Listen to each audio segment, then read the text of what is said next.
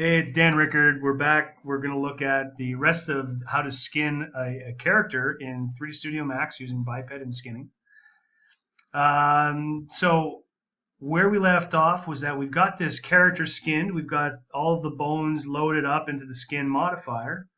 And we briefly went through the envelopes and adjusted their size to give it a little bit maybe better fall off to them so they don't over affect or over influence other verts on the body. So what I want to do now is show you a really quick way on how to make at least some type of animation that'll help us go through and do our skinning. So I'll select the body. I'm going to freeze this because I don't want to select it while I'm doing the animation. You really only have to do one side because we are going to skin just edit the skinning on one side and then mirror that over to the other. But it's kind of nice to be able to see both sides. So what I want to do is select all my biped, and then let me just key all this stuff in. So select all my biped and set a key. Okay, so under key info, set a key. Here it is. And I'm going to shift and drag that out just maybe to 5. And then select both of these and then drag those again. And I'll increase my timeline a bit. And I really just want a whole massive amount of these blank keyframes because we're going to set some poses in these. And I'll just show you a way to set this so it's a little bit faster. Okay, so I've just set a whole bunch in here. We might need a few more after this, but that's fine. These are all going to be deleted afterwards anyway. So I'll move down a little bit. The next thing I want to do is change my key mode toggle. I want to turn that on. So whenever I've got one of these bones selected, notice I've got keys in here. Well, I can use my arrow keys, my period and comma key, the 2 little arrow keys. I can use those now to just toggle back and forth and move down these really, really quickly. So this allows me to edit my poses really fast as well. So if I do this, make sure I'm in local, and I'll say I rotate downwards. Okay, so that'll be, let's say, my first pose. And I'll use my arrow key, and I'll go to 10. And maybe I'll move up, and I'll go to 15. And I'll move forward, and I'll move backwards. Okay, so what's nice about that is I don't have to always go back to my default pose because I've already locked all those into those keys. So it's a really fast way to get the default pose of your character. Page down. Now do the elbows. Okay, something like so. You don't really have to go backwards on elbows, considering they usually don't do that. So really just one rotation is fine. It's nice to be able to have a pose where your arms aren't moving, your shoulders aren't moving, so that when you do your elbows, it's concentrated and locked in, so you can more easily see what's happening with that elbow. So I'll skip a keyframe here and I'll go on to the next. So page down, do the wrists. So inwards, up, rotate this way, rotate that way, rotate this way, rotate that way. Okay, so again, pretty quickly we've got all those in there. Change my timeline a little bit. While the arms are going, really, I could start doing the legs. I don't want to do the torso yet, but I could do some of the legs. So let's say I'll do the feet. Okay, so down and then up, in, out, rotate. Remember, every time I do a key, I just advance it by using these arrow keys, right next to the question mark. Page down, brings me down the hierarchy. Now I'll go to the toes. Down, up. Okay, so I'm doing or really the 3 directions because you need to. Okay, so I've got the arms moving, I've got the hands moving, the feet moving. Now we're at the legs or the torso. I'm going to do one or the other. I'm going to take the legs and do those. If I select the knees, the feet look a little strange. Okay, but if I select both the knees and the feet, it looks a little bit more natural. So I'm going to do that. Okay, so that is really done. I don't really have to go much more than that for the knees. And then the thighs, I can hit page up. Actually, if I hit page up, it's going to rotate the knees at the same time, so I don't want to do that. So I'm just going to select the thighs, and I'm going to rotate the thighs now, back. Thighs are a little bit different, so we're going to do this, and then we're going to do this, although this isn't exactly what we want to do, but we're kind of just moving in those directions anyway. And then we want to do one more, really two more. One that goes, let's say I'm going to do 50 degrees this way and 50 degrees this way. So this will help us for, you know, run cycles and so on. And then I'll get another keyframe and I'll do the other side.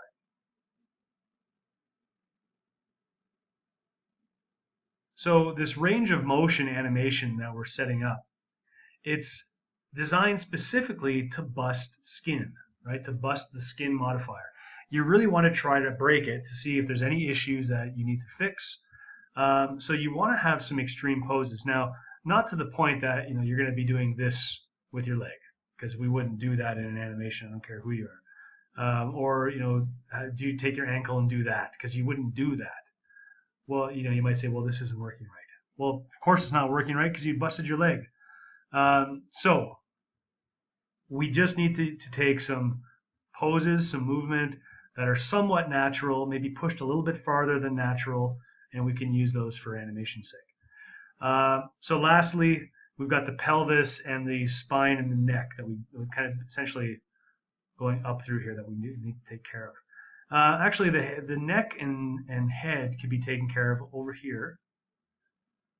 Something that, you know, you can put it anywhere you want as long as you're not moving something that could be affecting something else that's also moving. So the wrists are moving and then they kind of stop. I'm going to just do it around here for the head. So forward, back, side, side, and then look left, look right, and so on. So I've got my head movements. And then I want to move a couple frames ahead and do the neck. And I do have a couple neck bones in here, but I'm not too worried about them. They're probably okay as they are. So I'm just going to quickly go through these.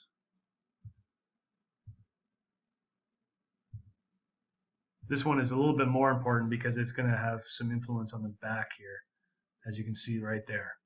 So that's a more important one to deal with, and we'll deal with that in a second. Lastly, the spine. I need to extend this out a little bit, so I'm just going to grab all of my biped bones again and just make a couple more copies.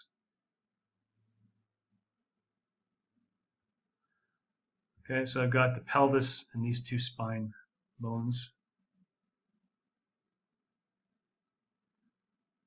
Oh, yeah. Now I just made Night at the Roxbury happen here. This guy's head's bobbing away because I copied the wrong key in here. Yeah, I'm just going to leave that in there because that's pretty awesome. So let me take this bone and actually it's going to drive me insane if I leave that there. So let me just get rid of that.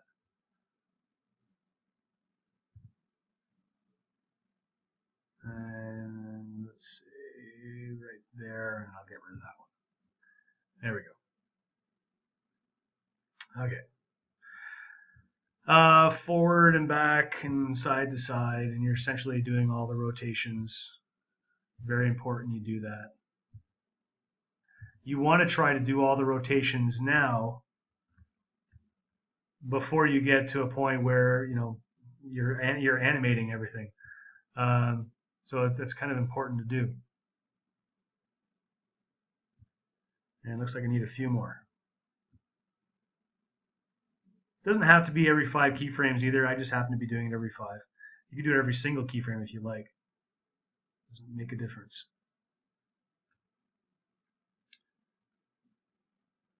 Okay, so anyway, yeah, it's better to get all your skinning done beforehand, before you're in production. So by doing this, you're really putting it through its paces. before anybody gets a chance to use it. Looks like it happened there. That was odd.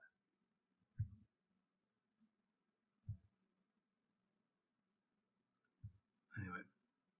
Okay, and then a couple this way and that way. Now, if you press play, you're going to have some weirdness.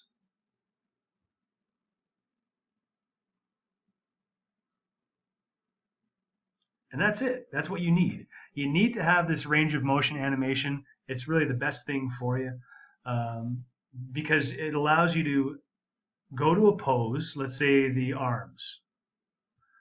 Go to a pose, look at the skinning. Okay, I'm going to unfreeze this now.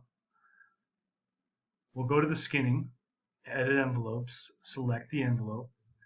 And I can then say, you know what happens now that I'm in that pose? I can change this envelope a little bit. Okay, so edit envelopes. I can select it here. I keep selecting the wrong piece. There we go. Okay, if I move this up or down, you can see how it's now influencing or changing the influence on my actual character. If I had to go back to the default pose, change it, and then select the bone and rotate, and then say, okay, undo, change it, select the bone, rotate, undo, change it, select, on and on and on. It's just so much easier finding that pose that works. Okay, so like now I can just go down here to look at the elbow. Say, is this elbow going to be okay where it is? What happens if I change this a little bit? I can see how it's now deforming and modifying a little bit better or a little bit worse at that one spot. So I've selected the forearm. What happens if I select the upper arm? Okay, same deal. I can select this side and maybe move this in and around a little bit. You can see how this modifies it as well. Okay, so going through your character, really this is the best way to do it, at least to get started. Let's find the head. Let's find where the head moves. So here the head moves around. Then you know what? The head's not too bad as it is. It could maybe have a little bit more influence down at the bottom here. And that's easily done by just taking these envelopes and moving them out a little bit, giving a little bit more movement on that. And sometimes if that one doesn't work, you can always move the inner envelope. And that's just going to push out that fall off of that gradient a little bit closer to the outer side. Now look how that neck is bending a little bit more. Okay, so maybe something like that might be a little bit better. Has a bit of curl to that neck now. Maybe we want to increase and put that down a little bit farther. So you can do that. You can just move that out a little bit more. Just like so. Okay. Again, this is before we get into any of the painting weights. This is, again, broad strokes, what we're working with. Okay. So I'd still want to go through this, go through each one of these poses, look at how everything is maneuvering and kind of moving around. And then later on, go back and start blending stuff out and using the kind of a per vertex approach. Okay, so in this area, pelvis, we could increase the pelvis a little bit more. I'm mainly interested on the green side. If I increase it, this looks a little bit better, but then the thigh really starts to buckle. If I decrease it, the thigh looks better, but then there's too much movement in the pelvis. So this is always the harder part. This is stuff that we can blend out afterwards. Okay, let's look at the spine and how that is bending. So there's the spine is bending here. Look how stiff this is. There's no movement in this upper part. So I actually want to have a little bit of bend to this. So if I drop this one down,